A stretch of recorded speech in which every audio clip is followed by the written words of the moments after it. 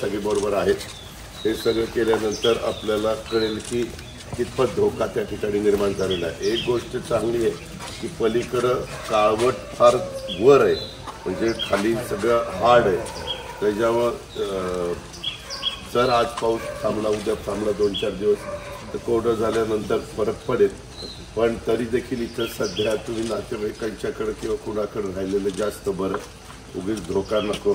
कारण आज तारीख 26 आहे. 28 तारखेला पुन्हा पाऊस सांगितलेला आहे जोरात. रेड अलर्ट काही भागामध्ये सांगितलेला आहे. तर सगळ्या नागरिकांना माझी विनंती आहे की तुम्ही पण सहकार्य करा. जे निसर्गाच्या पुढं आपण काही करू शकत नाही, जी काळजी घ्यायला पाहिजे ती आपण सगळी घेतोय. पण तुम्ही घाबरून जाऊ नका.